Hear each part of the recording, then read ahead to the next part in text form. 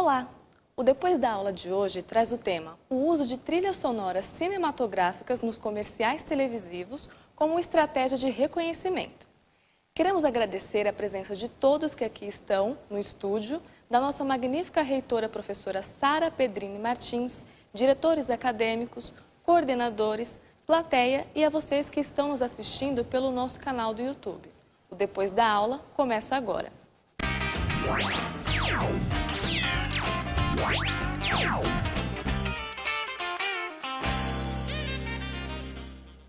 Nas peças publicitárias, há uso de variadas referências para atrair a concentração do receptor para uma mensagem. Dentre tantas do cinema, ela utiliza de aspectos visuais, sonoros e de contextualização produzidos originalmente para os filmes que são sucessos de bilheteria e transformaram isso em estratégias comunicativas alinhadas à criatividade publicitária. E para conversar um pouco sobre esse assunto, temos aqui no estúdio a presença do professor Marcelo Gabay e a aluna Aline Reis. Então, no programa passado, vocês começaram a falar a respeito da iniciação científica da aluna Aline Reis e vocês começaram a comentar um pouco sobre os jingles, né? Vocês falaram que fizeram uma experiência na Semana de Publicidade, uma palestra, e que vocês desenvolveram uma experiência envolvendo 3 jingles. Você tem aí para a gente ouvir os 3 jingles, a experiência? Na verdade, conta para a gente primeiro como foi essa experiência de jingles nesse dia dessa palestra. Então, essa foi uma oficina, né, uma experiência que ocorreu ao longo de 4 dias. E durante os dias tinha uma média de 20 a 25 pessoas participando. E todo o processo da experiência se baseava em saber se as pessoas reconheciam ou não os jingles que elas eram expostas a ouvir e também se elas reconheciam os jingles que vinham de trilhas sonoras do cinema. Então, nós utilizamos de aspectos de musicoterapia só para introduzi-las em todo aquele ambiente de escuta. E depois colocamos o jingle que é, no caso, que eu estou utilizando do meu estudo de caso, que é o do comercial da IP Somente o Necessário, colocamos ele de uma forma desfragmentada. Ao longo da experiência, foi explicado às pessoas que estavam lá sobre o que seria reconhecimento, os tipos de memória. Foi falado também sobre músicas chicletes, que são aqueles tipos de músicas que, quando você coloca apenas as primeiras notas, facilmente você lembra de todo o resto da música. Então, eu citei, como por exemplo, aquela do Big Mac, que conta toda a história do hambúrguer, 2 hambúrgueres. Então, eu fui falando e fui mostrando para eles sobre os jingles de forma geral na publicidade, para que eles entrassem em toda aquela questão de recepção.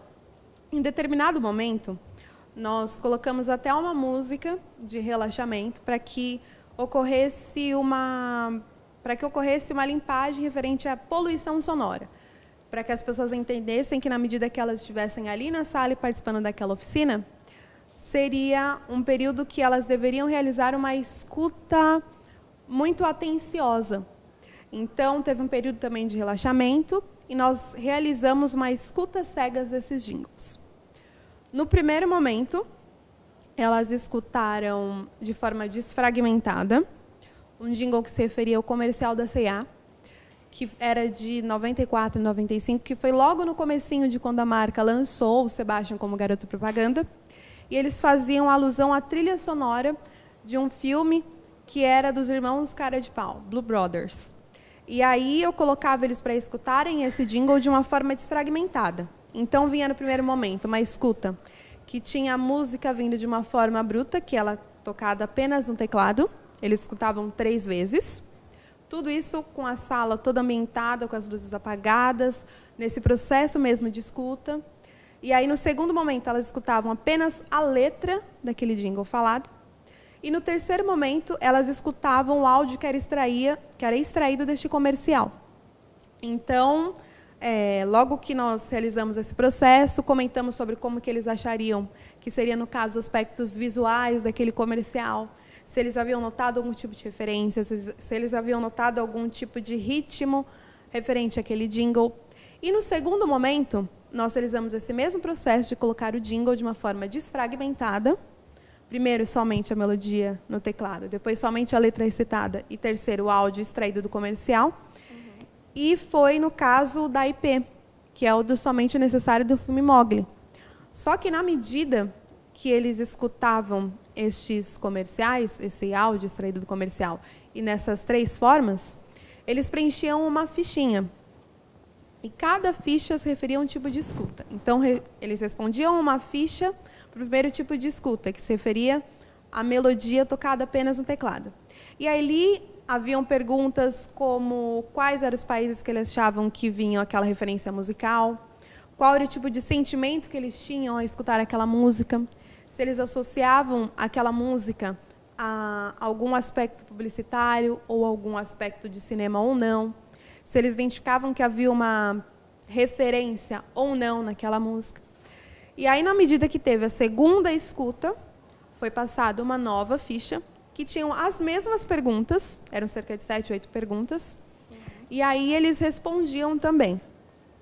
E na terceira escuta, que se tratava do áudio extraído do comercial, eles escutavam também e respondiam. E era muito interessante porque eu observava, assim, né, na medida que acendia as luzes e dava o time para que eles fossem responder as questões, eu observava como que eram as reações. Então, tinha gente que falava, uau, eu já consegui perceber que é uma referência. Eu falava, olha, então daqui a pouco a gente vai conversar. Não fala não muito revelar, sobre... né? Não podia revelar, porque era algo que a gente estava trabalhando ao longo de toda a oficina. Então, as percepções sobre a referência ou não tinha que vir da parte deles, não eu falando de uma forma direta. E da mesma forma que eles falavam, comentavam, enviavam perguntas, eu também ia aprendendo, né? E aí haviam pessoas que, de certa forma, conseguiam entender que havia uma referência de uma música do filme logo quando escutavam na primeira escuta, ou pessoas que identificavam isso no segundo processo de escuta, ou pessoas que identificavam apenas no terceiro tipo de escuta.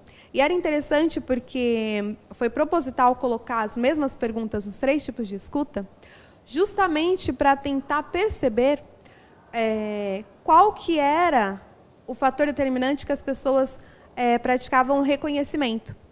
E todo esse processo foi baseado também no Luiz Tati, que é um dos teóricos também que está sendo citado no meu trabalho, que ele fez todo um estudo em função da canção popular, que ele estudou tanto sobre a música na USP, tanto quanto fez faculdade de letras. Então, ele encontrou uma associação entre esses 2 aspectos, a melodia e a letra. Só que todo isso que ele fez foi em função de canções populares, cantigas de rodas, cantigas folclóricas. E aí, nós pegamos desse engajo para estar fazendo essa experiência, justamente para identificar os níveis de reconhecimento e quais eram os reconhecimentos. Se as pessoas faziam isso no momento que escutavam somente a melodia, se as pessoas conseguiam identificar isso somente quando eram expostas à letra falada, ou então se elas percebiam quando estava introduzida todo aquele contexto no comercial. Então, foi muito interessante estar realizando essa experiência para fazer de uma forma mais real tudo aquilo que eu estava discorrendo ao longo de todo o trabalho, para ver se, de fato, as pessoas entendiam que elas são ouvintes, que elas são consumidores, que a percepção de cada uma tem que ser analisada de uma forma separada, porque, às vezes, o mesmo repertório musical que eu tenho não é o mesmo que você tem. Então, entra na questão também de as marcas serem cuidadosas em estarem utilizando aspectos que gerem uma familiaridade já nos consumidores. Então, utilizar da música somente o necessário do filme Mogli foi algo interessante porque é uma música que ela já é consagrada ao longo de todos os anos. E mesmo assim, há pessoas, claro, que não reconhecem. Mas, assim, de estar utilizando de algo que já tem uma parcela de que vai dar certo, é aí que entra a questão de estar utilizando essas trilhas sonoras como uma estratégia mesmo. Porque já se baseia em experiências e vários outros exemplos que a publicidade já utilizou do cinema. Agora, a gente esperava, é a mesma experiência mesmo, mas a gente esperava que fosse diferente a percepção das pessoas. Os dados ainda estão sendo analisados, mas a primeira impressão é essa. Por quê? O Luiz Tati, esse professor da USP, que é também um grande compositor da música brasileira, aliás, um dos mais profícuos hoje em dia, ele falo o seguinte, a canção popular ela é a junção de melodia e letra. Então, é a união dessas duas linguagens forma o que a gente entende por canção popular. E aí a gente verifica isso. Quando a pessoa ouve só a melodia, é uma outra narratividade. Ela pode ter uma outra percepção da mesma música. Sim. E aí eu já percebi, olhando algumas fichas, é uma coisa interessante. As pessoas ouvem uma música que tem uma roupagem jazzística, que é essa música do Mowgli, tocadinha no piano, né, só a melodia num andamento mais lento, dá vontade da pessoa dormir, dá vontade da pessoa ficar quietinha. Quando ela ouve a mesma música, ou seja, o mesmo texto, as mesmas notas na pauta, tocadas no contexto do arranjo, dá vontade dela dançar. Então muda a percepção. É a mesma música, mas ela está desconstruída. Então a gente pensou nisso, do que o Luiz Tati fala, só o sentido se completa na junção. A mesma coisa a letra, falada. A gente vai ouvir logo mais uma amostra de como foram essas audições, mas a letra ela está recitada, não está cantada. A Aline mesmo gravou e ela recita a letra, pausadamente, com uma dicção também meio neutra, né? Parece uma poesia gravada. E aí não dá para perceber qual é a entonação. Isso é uma palavra que o Luiz Tati fala, qual é a entonação? O que quer dizer aquilo? Está faltando sentido. Então a percepção é outra. Entendi. Então essa foi uma das impressões que vocês já tiveram através dessa experiência. E qual é o resultado prático dessa impressão, por exemplo, se ela se confirmar? O resultado prático é que é importantíssimo, então, o arranjo, o acabamento da música. A música do Mowgli, somente necessária, ela vem para o comercial do IP, ela quer dizer aquela coisa de preservar a natureza e tal, mas ela tem que ter um arranjo que tenha tudo a ver com o espírito, com o público-alvo, com o espírito do produto, com o espírito do filme. Então, que instrumentos eu vou usar? Quem vai cantar, homem ou mulher? Que registro vocal? Né? Tudo isso tem que ser pensado em função do que eu quero dizer. Então, no caso da propaganda do IP, né, que foi o que eles utilizaram, tinha que ter essa coisa de animação, né, de incentivo a ir, de fato, lavar a louça. Então, eu acho que realmente foi muito bacana essa escolha. E, por exemplo, quais foram o reconhecimento que vocês tiveram que pode ser utilizado além da música, além do jingle, através do trabalho publicitário, por exemplo? Então, entra na questão de que eu falei de quando você utiliza de aspectos que as pessoas já estão acostumadas. Então, quando eu vou fazer uma peça publicitária, seja um comercial, seja aquilo de uma forma gráfica, então tem que pensar se o receptor ele vai estar disposto a receber aquela minha mensagem que eu vou estar passando. Então, tem a questão, por exemplo, da composição de uma música. A música era um dos aspectos que o Tati falava, que a música tem, por exemplo, a questão da tematização. Então, qual que é o tema da música? Eu quero contar uma história com aquela música, eu quero narrar algo com aquela música, eu tenho um objetivo com aquela música. Tem a questão também do sentimento da música. E aí entra na questão de, eu quero que com aquela música eu chore, com aquela música eu quero que a pessoa dance, com aquela música eu quero que a pessoa tenha aspectos nostálgicos. Ou então até questão de quando na música tem algumas gírias ou palavras que geram essa proximidade com aquele ouvinte. Então, tudo isso também é utilizado na peça publicitária. Porque quando eu vou fazer um anúncio, eu quero ter um tema com aquele anúncio. Qual que é a mensagem que eu vou querer passar? Qual que é o meu objetivo de comunicação? Então, tem também a questão do sentimento. O que eu quero gerar no meu consumidor? Claro que sempre é a compra, né? Bem de uma forma subjetiva, que as marcas têm que trabalhar tudo de uma forma subjetiva, porque o consumidor, de forma alguma, pode perceber que ele está sendo manipulado. Então, entrar na questão de eu fazer uma campanha e eu sinalizar quais são os sentimentos que eu quero gerar no meu consumidor em função daquela campanha. E também tem a questão que eu falei do terceiro ponto, que é dessas gírias, essas palavras que são faladas, às vezes, de forma coloquial, que nós utilizamos muito na publicidade, que é de testar o canal com o consumidor. Então, sempre quando tem um anúncio, seja um comercial, ou seja de uma forma gráfica, ou seja no outdoor, o que for, um teaser no YouTube, tem a questão de eu indicar para a pessoa onde que ela vai achar aquela informação. Então, acesse em tal site. Venha e faça a compra você também. Então, você percebe que são algumas regras que são utilizadas na composição, na produção de uma música, que ela é aplicada na publicidade e em várias outras áreas. Então, tem a questão do começo, do meio e do fim, que sempre, independente do que você tem que fazer, tem que ter um direcionamento. Isso é utilizado em várias áreas também.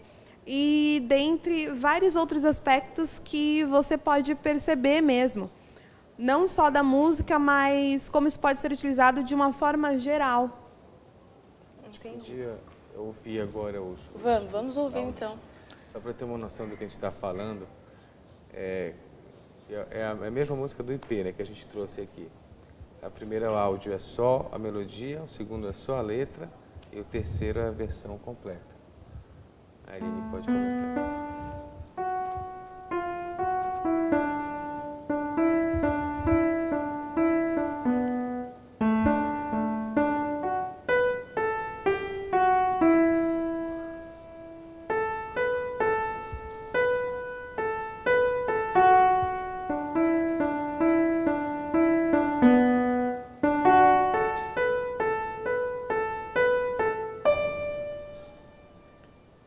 Imagina que está a sala escura, todo mundo ouviu isso e preencheu o que sentiu. Tinha perguntas também que eram assim, a Aline falou, qual é a cultura que remete? É Brasil, Japão, França, não sei o que. A pessoa às vezes marcava uma coisa, marcaram Japão. Muita gente marcou Japão ao ouvir isso aí. Porque pianinho parece uma estética sonora oriental, mas não é. Mas não sei se é porque eu já sei que é do jingle refletido a Mowgli, mas eu consegui já identificar através do piano que é da musiquinha. Além de tu conhecer, tu tem que ter uma boa capacidade mnemônica, assim, de rememorar, né? Perceptiva. Tem gente que conhece, já ouviu, mas não lembra porque a sua cabeça não é muito musical também, né?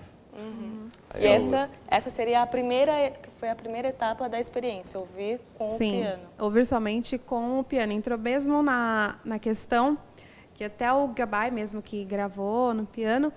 E quando você pega o filme Mowgli, logo no comecinho, uma animação que todo mundo já está acostumado e já conhece, ela não tinha toda essa roupagem que tem o comercial. Então, ela é cantada de uma forma mais simples. Então, no primeiro momento, foi proposital mesmo de colocar o piano exatamente como vinha mais ou menos na questão do filme. E, de fato, haviam pessoas que pensavam, olha, eu reconheço de algum lugar, mas eu não sei necessariamente de onde. Ou então, pessoas que nem pensavam muito sobre. Só na medida que foi colocando a ter outros tipos de escuta, que ela foi tendo uma percepção melhor sobre o que se tratava aquela música. Seria uma ressignificação sonora, né? Que você comentou que ele não necessariamente precisa ver para poder entender que é sobre o jingle, mas que a publicidade, o comercial, não se tratou de forma alguma algum aspecto visual que a gente pudesse identificar com o filme. Exatamente. Então, por isso seria uma ressignificação sonora. E, por exemplo, existem vários tipos de jingles, né? Existem o tipo paródia, que seria esse, né? Que você está se ligando a alguma trilha já existente, e aqueles genuínos ou originais, como, por exemplo, o caso de Zé Rodrigues, que ele que criava as próprias canções, né? Ele era publicitário, inclusive. E eu queria saber, porque o seu foco, na verdade, da sua iniciação científica foi esse jingle, né, do Mowgli. Mas em algum momento você cita, assim, dá alusão a esses tipos de jingles que são produzidos desde a melodia, enfim, tudo? Sim, ao longo do trabalho eu citei, e tem até a questão de intertextualidade, que, como nós falamos no outro programa, se tratava de fazer referência a um discurso que já existe, né? E tem os tipos de intertextualidade. E a questão da intertextualidade entrava, por exemplo, na alusão.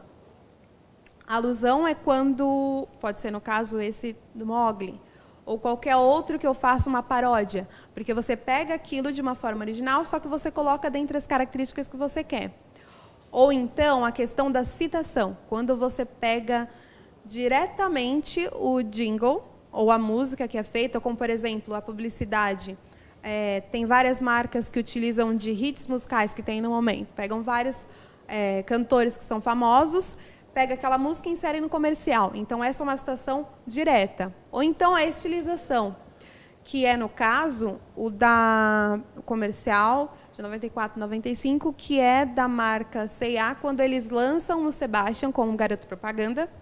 E aí eles utilizaram da melodia do filme Blue Brothers, que é Os Irmãos Cara de Pau, e colocaram uma letra mercadológica. Então, na letra eles falavam sobre aspectos da marca, sobre o que seria C&A, sobre o que se tratava aquele produto. Então, são os tipos de jingles também, os tipos de intertextualidade.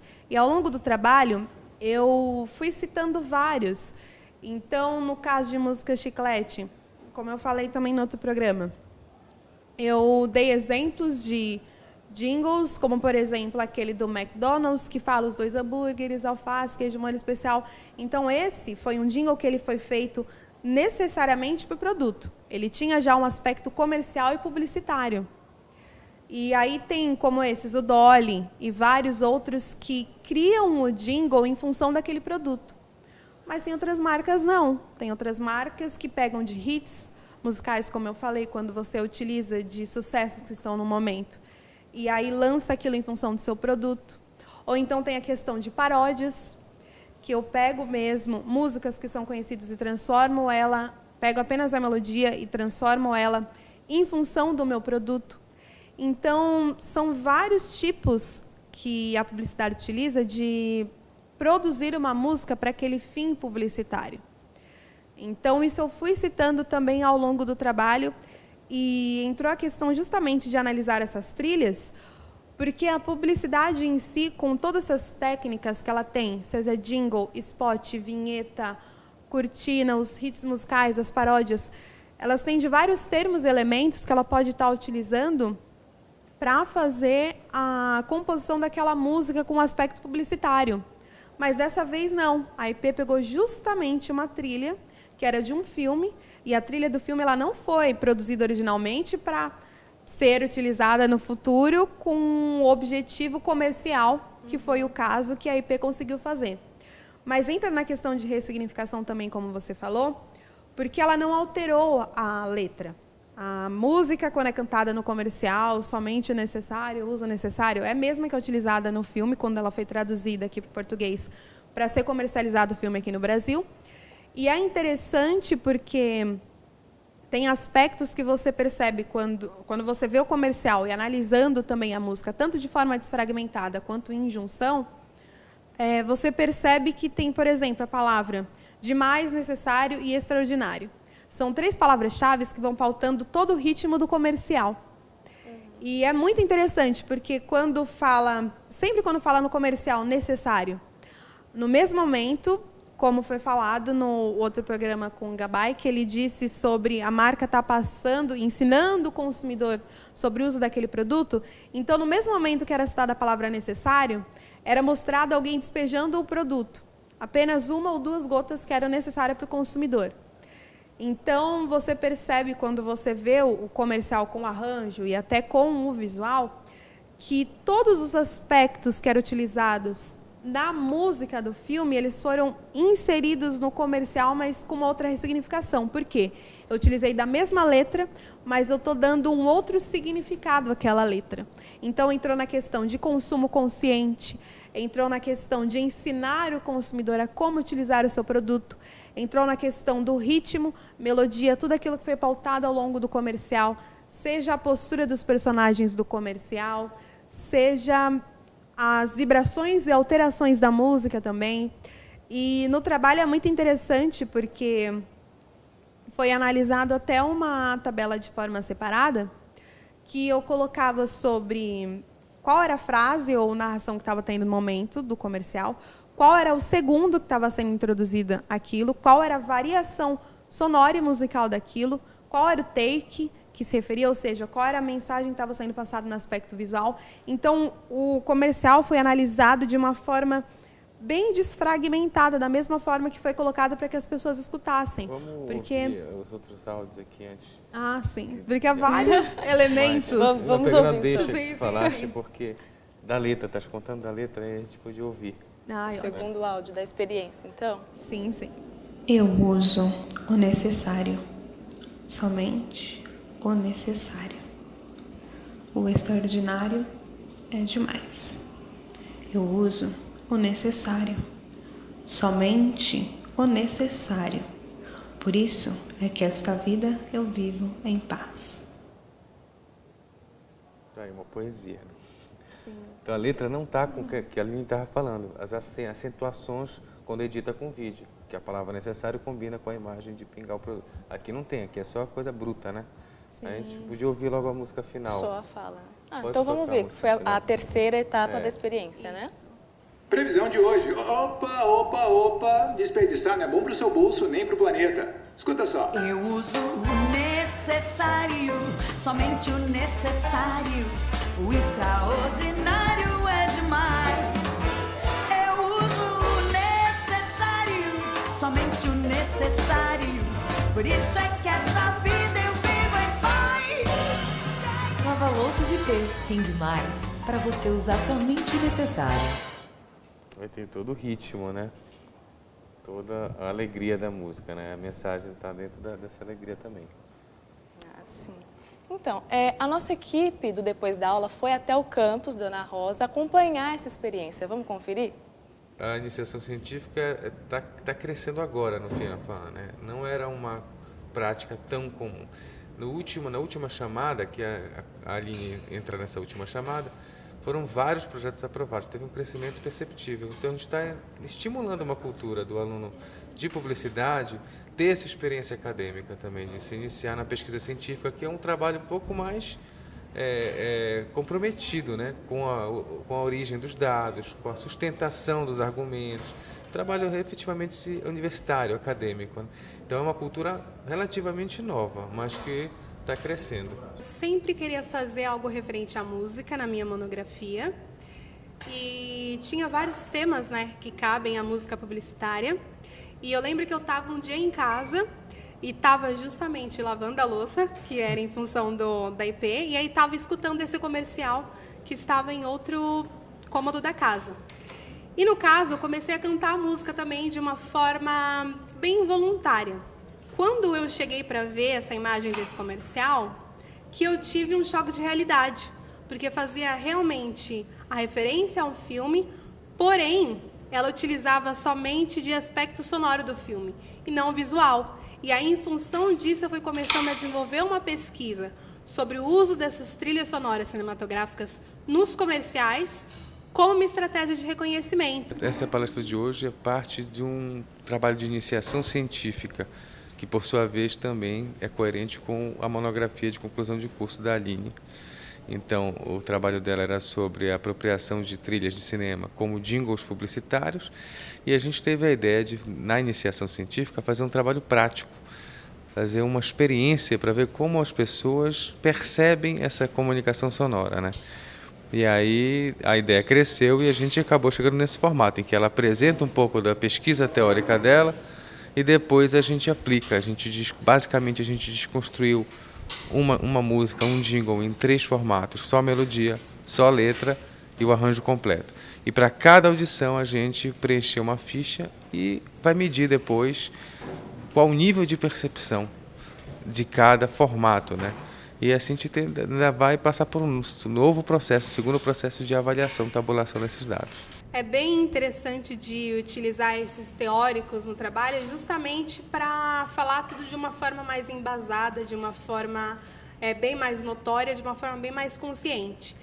Então, eu acho super interessante esse trabalho, porque ele vai ajudar mesmo a vir de uma forma positiva para a comunicação sonora, porque muitas marcas em si não reconhecem o poder que há no jingle, o poder que há na música. As pessoas são extremamente visuais, só que elas também são pessoas que estão bem aptas a ouvir. Então, o trabalho entra realmente como algo que vai favorecer a comunicação sonora dentro da publicidade. E eu entrei nesse engaje mesmo justamente por perceber que a publicidade tem outras técnicas de produção. Publicidade conta com jingles, conta com paródias, spot, audio branding, mas por que utilizar de algo que já existe, de uma trilha que não foi feita originalmente com uma função comercial, para de ser televisionado. E aí que entra essa questão mesmo do trabalho, para que ele possa estar contribuindo para outras pesquisas nesse setor de comunicação sonora. Eu penso, sim, em levar esse trabalho para outros lugares, colocar em pauta em rodas de discussão sobre a comunicação sonora, submeter depois a Intercom, um artigo, e aí eu vou ver o que o trabalho vai poder estar me proporcionando. E quando que vai ser a defesa da monografia? Aproveitar, inclusive, para convidar todo mundo, é dia 29 de maio, às 21 horas, aqui no campus da Liberdade. Liberdade 899. Então, quem quiser saber mais, porque não deu tempo de a gente falar tudo, né? Que é muito assunto. A Aline está dominando o assunto de uma maneira. E lá ela vai poder falar, a gente vai ter o embate com a banca, vai ser muito legal. Então, todo mundo convidado. 29 de maio, às 21 horas, no campus da Liberdade. Ok. Também no site da Icon, iconfian.net, também tem a matéria do dia da palestra de vocês. A matéria já está disponível para quem quiser dar uma lida. Bom, é isso. O programa Depois da Aula fica por aqui. Quero agradecer a participação de todos e não perca a próxima semana, tem mais. Até lá!